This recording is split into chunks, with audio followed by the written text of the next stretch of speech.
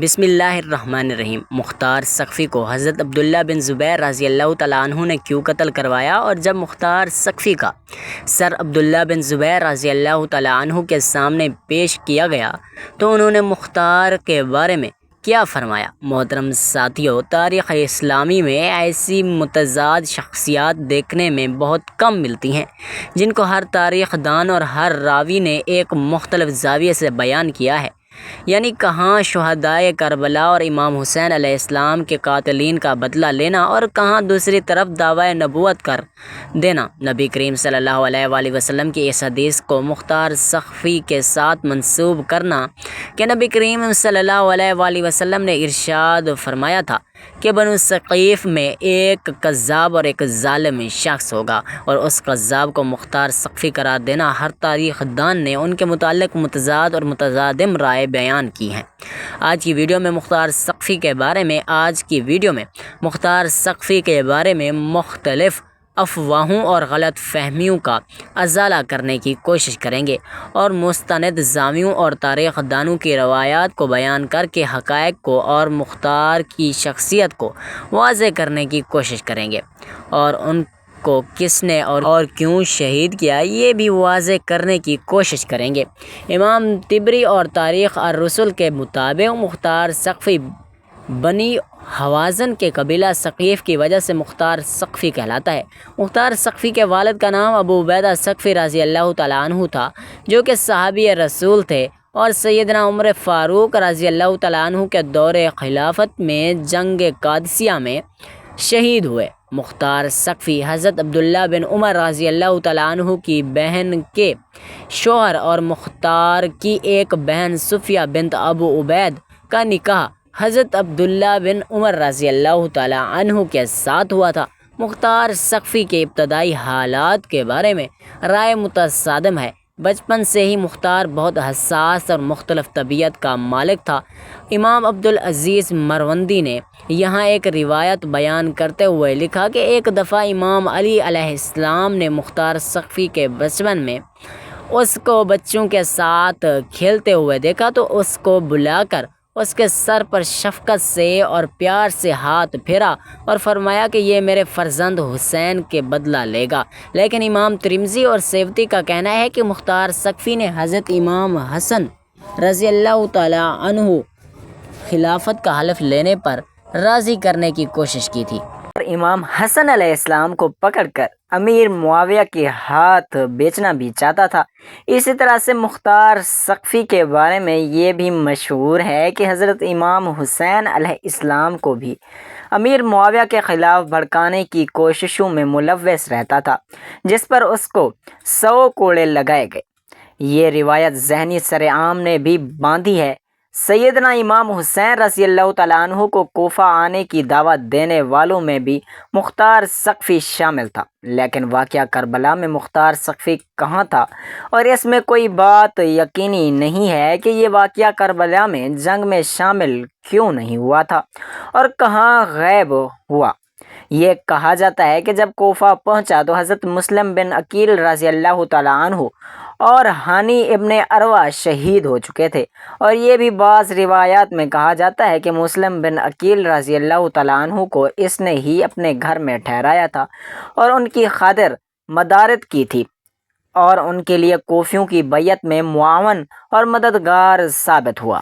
انصاب علی الشراف اور تاریخ طبری کا اس پر جمع ہے کہ جنگ کربلا کے وقت مختار سقفی ابن زیاد کی قید میں تھا۔ جب وہ واقعہ کربلا پیش آ چکا، اس کو خبر ملی کہ خان وعدہ رسالت کے ساتھ اس طرح سے ظلم و زیادتی کی گئی ہے اور ان کو بے دردی کے ساتھ شہید کر دیا گیا ہے، تو مختار سقفی نے قسم کھائی کہ وہ قاتلین حسین اور ان کے خان وعدہ کا بدلہ ضرور لے کر رہے گا۔ ابن زیاد کی قید سے اس کے بہنوئی حضرت عبداللہ بن عمر رضی اللہ تعالیٰ عنہ کی وجہ سے قید سے رہائی ملی، اور اس نے کہا کہ میں 3 دن سے زیادہ کوفے میں نہیں رہوں گا۔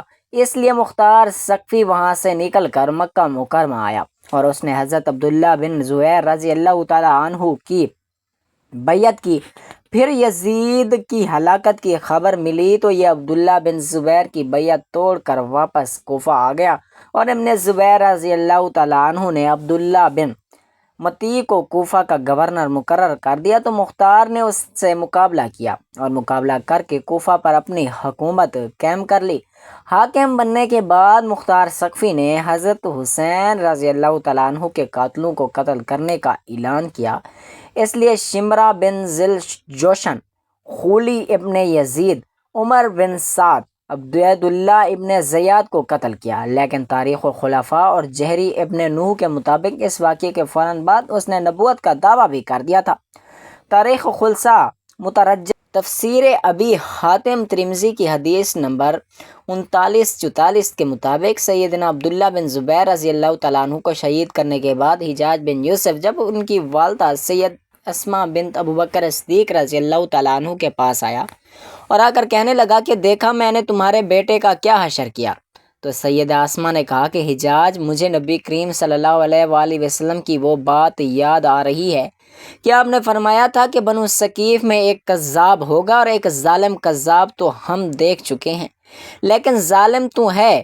اس حدیث کی شرح میں امام ابن سیوطی اور امام جوہری، امام زہری کا اس بارے میں اجماع ہے کہ وہ کذاب مختار ثقفی ہے، لیکن دیگر علماء اکرام اور تاریخ دان اس بارے میں کوئی مستند روایات پیش نہیں کر سکے، اس لیے مختار ثقفی کو اس حدیث کے مطابق کذاب قرار دینا ناانصافی ہے۔ جب مختار ثقفی کوفہ پر حکومت قائم کر چکا تھا تو قاتلان حسین علیہ السلام کا بدلہ لینے کے بعد انتظامی امور میں بری طرح سے ناکام رہا اور اس کی حکومت کمزور سے کمزور ہوتی چلی گئی، اور آخرکار حضرت عبداللہ بن زبیر رضی اللہ تعالیٰ عنہ کے بھائی حضرت مصعب بن زبیر رضی اللہ تعالیٰ عنہ جو بصرہ کے گورنر تھے، انہوں نے اپنی فوج لے کر کوفہ پر چڑھائی کی، مقابلہ ہوا اور مختار ثقفی مارا گیا۔ اہل سنت اور اہل تشیع کے نزدیک مختار ثقفی کا اچھا کام حضرت امام حسین علیہ السلام کے قاتلوں کا مارنا، مگر اہل سنت کے ہی نزدیک ایک قاتلان حسین سے بدلہ لینے کے ساتھ ساتھ بدترین کام نبوت کا دعویٰ کرنا ہے، جو کہ کسی بھی صحیح روایت سے ثابت نہیں۔ مختار ہجرت کے پہلے سال پیدا ہوئے، نقل ہوا ہے کہ مختار نے 13 سال کی عمر میں قادسیہ کی جنگوں میں جنگ کے جسر میں شرکت کی۔ کم عمری کے باوجود وہ میدان جنگ میں جانا چاہتے تھے، لیکن ان کے چچا سعد بن مسعود نے انہیں اس کام سے روکے رکھا۔ اس جنگ میں اس کے والد اور بھائی شہید ہو گئے۔ مختار کے چچا سعد بن مسعود مولائے کائنات حضرت علی رضی اللہ تعالیٰ عنہ کی طرف سے مدائن کے گورنر تھے۔ انہوں نے خوارج کے ساتھ جنگ میں مختار کو مدائن میں اپنا جانشین مقرر کیا اور خود جنگ لڑنے کے لیے نہروان کی طرف چلے گئے۔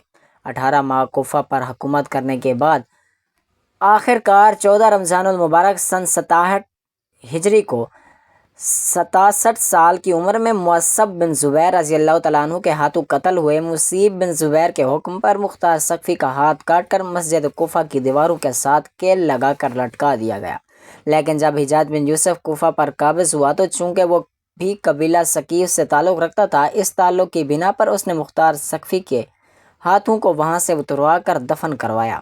مختار ثقفی کا مزار مسجد کوفہ سے متصل ہے۔ مختار ثقفی نے امام حسین علیہ السلام کا بدلہ لینے کے بعد عبداللہ بن زبیر رضی اللہ تعالیٰ عنہ کی خلافت کے خلاف تلوار اٹھائی اور صرف اس نیت سے حکومت اور اقتدار حاصل کیا تاکہ وہ امام حسین علیہ السلام کے قاتلوں کا بدلہ لے سکے اور جو اس نے قسم کھائی تھی اس کو پورا کر سکے۔ اس لیے اس نے خلیفہ وقت یعنی عبداللہ بن زبیر رضی اللہ تعالیٰ عنہ کی افواج پر کوفہ پر حملہ کر کے حکومت قائم کر لی، اور اس کے بعد اس نے مجرمین اہل بیت کو چن چن کر واصل جہنم کیا۔ اب چونکہ اس نے خلیفہ وقت کے خلاف علم بغاوت بلند کر کے اقتدار حاصل کیا تھا، اس لیے حضرت عبداللہ بن زبیر رضی اللہ تعالیٰ عنہ نے کوفہ پر چڑھائی کی اور اپنے بھائی مصعب بن زبیر رضی اللہ تعالیٰ عنہ کی قیادت میں ایک لشکر روانہ کیا، جن کے ساتھ لڑتے لڑتے مختار مارا گیا۔ جب مختار ثقفی کا سر عبداللہ بن زبیر رضی اللہ تعالیٰ عنہ کے پاس پیش کیا گیا تو آپ رضی اللہ تعالیٰ عنہ نے فرمایا کہ بے شک جو کام مختار نے کیا وہ ہم بھی کرنا چاہتے تھے، لیکن اس کو اقتدار اور خلافت حاصل کرنے کے لیے اسلامی خلیفہ کی خلاف فتنہ انگیزی اور خون ریزی۔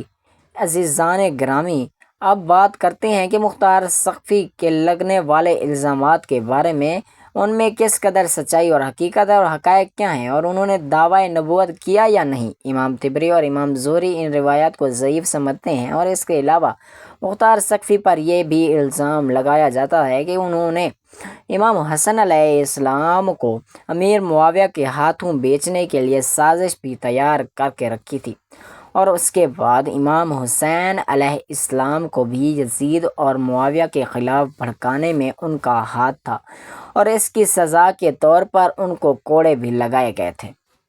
لیکن چونکہ یہ روایت ضعیف ہے اور کربلا کے شہداء کا بدلہ لینے والی روایت مستند تاریخ دانوں نے بیان کی ہے، اس لیے مختار سقفی کی شخصیت کا منفی پہلو زیادہ نمایاں سمجھا نہیں جا سکتا۔ مختار محبان اہل بیت میں سے تھا۔ ابن سیوطی نے ان کے فضائل بھی لکھے ہیں۔ مثلاً جب مختار سقفی نے عمر بن سعد اور ابن زیاد کے سر امام زین العابدین علیہ السلام کو بھیجے تو انہوں نے امیر مختار کے حق میں دعائے خیر فرمائی۔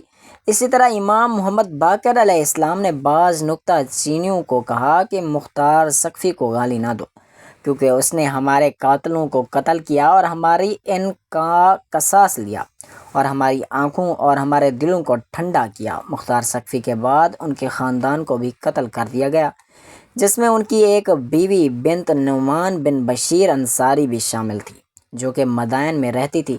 ان کو مصعب بن زبیر رضی اللہ تعالیٰ عنہ کے حکم پر قتل کیا گیا۔ ابن حجر کی تصنیف تکابر ارحم میں ہے کہ مصعب نے مختار کی بیوی عمرہ سے پوچھا کہ مختار کیسا شخص تھا، تو عمرہ نے کہا خدا اس پر رحم کرے، امیر مختار خدا کے نیک بندوں میں سے ایک بندہ تھا۔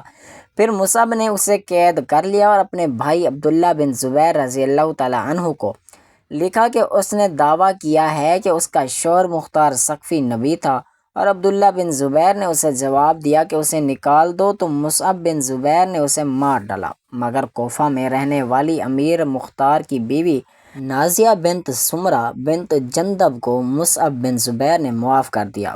باب 2 کربلا کے پس منظر میں مختار کی سیاسی پوزیشن۔ مختار سقفی سن 60 ہجری میں کوفہ میں مقیم تھے۔ جب امام حسین کی جانب سے مسلم بن عقیل کو کوفہ بھیجا گیا تو مختار ان کے قریبی ساتھیوں میں شامل تھے۔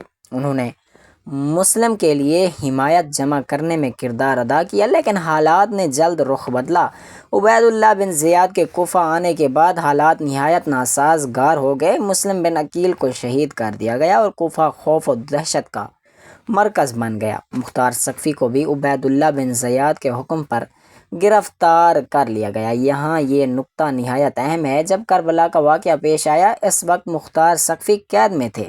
بعض روایات کے مطابق انہیں واقعہ کربلا سے کچھ دن پہلے قید کر لیا گیا تھا، جبکہ کچھ کے مطابق وہ امام حسین کی کوفہ آمد سے قبل ہی عبید اللہ بن زیاد کے ریڈار پر آ چکے تھے۔ باب سوم، قید کی حقیقت اور اس کے اسباب۔ مختار کی گرفتاری کی وجوہات سیاسی تھیں۔ وہ امام حسین کے لیے عوامی حمایت پیدا کر رہے تھے۔ عبید اللہ بن زیاد نے جب دیکھا کہ مختار ایک مؤثر شخصیت ہیں اور کوفہ کے قبائل پر اثر رکھتے ہیں، تو اس نے فوری طور پر ان کی گرفتاری کا حکم دیا۔ چنانچہ مختار کو مسلم بن عقیل کی شہادت سے کچھ ہی عرصہ بعد قید کر لیا گیا۔ اہم سوال یہ ہے کہ کیا مختار حسین کی مدد کو جا سکتے تھے اگر وہ قید نہ ہوتے؟ تاریخی روایت سے پتہ چلتا ہے کہ اگر انہیں آزادی حاصل ہوتی تو وہ ضرور میدان کربلا میں شامل ہوتے۔ ان کا بعد کا کردار یعنی قاتلین حسین سے انتقام لینا اس بات کی دلیل ہے کہ وہ امام حسین کی حمایت پر کامل یقین رکھتے تھے۔ باب 4، اہل بیت سے وابستگی اور امام محمد بن حنیفہ کے ساتھ تعلق۔ مختار سقفی امام حسین کے بعد امام محمد بن حنیفہ کے قریبی ساتھی بن گئے۔ انہوں نے اپنے قیام کو انہی کے نام سے منسوب کیا، اگرچہ کچھ شیعہ فرقوں نے بعد میں ان کے بارے میں شکوک کا اظہار کیا، مگر اکثریت کا ماننا ہے کہ مختار کی تحریک اہل بیت کی محبت اور ان کے ساتھ وفاداری پر مبنی تھی۔ اگر وہ کربلا میں موجود نہ ہو سکے تو یہ ان کی نیت پر نہیں بلکہ حالات کی مجبوری پر مبنی تھا۔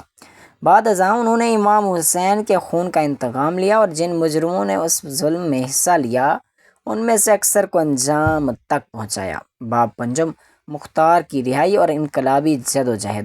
واقعہ کربلا کے کچھ عرصہ بعد مختار کو قید سے رہا کر دیا گیا۔ ان کی رہائی کی ایک وجہ یہ بھی تھی کہ انہوں نے عبید اللہ بن زیاد کے حق میں گواہی دینے کا تاثر دیا تھا، حالانکہ بعد میں وہ مکمل طور پر اس کے خلاف اٹھ کھڑے ہوئے۔ سن 66 ہجری میں انہوں نے کوفہ میں علم بغاوت بلند کیا اور قاتلین حسین کے خلاف ایک منظم مہم شروع کی۔ انہوں نے حرملہ، شمر، عمر بن سعد، سنان، خولی اور دیگر افراد کو قتل کیا جو امام حسین کی شہادت میں شریک یا معاون تھے۔ ان کا یہ عمل امام حسین سے ان کی سچی محبت اور وفاداری کا ثبوت ہے۔ باب ششم، تنقیدات اور مختار کی شخصیت پر اعتراض کا جائزہ۔ مختار پر مختلف ادوار میں مختلف الزامات عائد کیے گئے ہیں، جیسا کہ وہ اقتدار کے بھوکے تھے۔ انہوں نے محمد بن حنیفہ کا نام استعمال کیا۔ ان کی تحریک میں خوارج یا غیر اسلامی عناصر شامل تھے، لیکن ان تمام اعتراضات کا معقول جواب یہ ہے کہ ان کی عملی جدوجہد اور قربانیاں ان کے خلوص کو ثابت کرتی ہیں۔ انہوں نے حکومت کی خواہش میں نہیں بلکہ مظلوموں کا بدلہ لینے کے لیے قیام کیا۔ اگر ان کا مقصد صرف اقتدار ہوتا تو وہ یزید یا ابن زیاد سے مفاہمت کر سکتے تھے، مگر انہوں نے اس کے برعکس راستہ چنا۔ باب ہفتم، اگر مختار کربلا میں ہوتے تو کیا فرق پڑتا؟ یہ ایک فرضی مگر دلچسپ سوال ہے۔ اگر مختار کربلا میں ہوتے تو ممکن ہے وہ کوفہ میں مزید مؤثر عوامی بغاوت پیدا کر سکتے تھے۔ امام حسین کو کوفہ میں داخل ہونے کے لیے محفوظ راستہ فراہم کرتے، ابن زیاد کو کوفہ سے نکال دیتے یا کم از کم امام کی فوجی پوزیشن مضبوط کر دیتے، مگر تاریخ نے جو رخ اختیار کیا وہ خدا کی مشیت کے مطابق تھا۔ کربلا میں امام حسین کا شہید ہونا ایک ایسا الہی منصوبہ تھا جو رہتی دنیا تک انسانیت کو بیدار کرتا رہے گا۔ مختار سقفی کا کربلا میں عدم شرکت ان کی نیت یا وفاداری پر سوال نہیں اٹھاتا، بلکہ یہ وقت کے جبر، سیاسی حالات اور ذاتی مصیبتوں کا نتیجہ تھا۔ قید کی حالت نے انہیں مجبور کر دیا کہ وہ اس عظیم معرکے سے محروم رہیں، مگر بعد ازاں انہوں نے جس انداز میں امام حسین کا انتقام لیا وہ ان کی محبت، غیرت اور وفاداری کا زندہ ثبوت ہے۔ ان کا نام تاریخ اسلام میں نہ صرف انتقام گیر کے طور پر بلکہ مظلوموں کا محافظ اور اہل بیت کا عاشق بن کر ہمیشہ کے لیے محفوظ ہو چکا ہے۔ محترم ساتھیو، تاریخ کی تمام کتابوں سے حوالے پیش کیے جاتے ہیں۔ برائے مہربانی ان تمام ویڈیوز میں، ان تمام واقعات میں ہماری خود کی رائے شامل نہیں ہوتی۔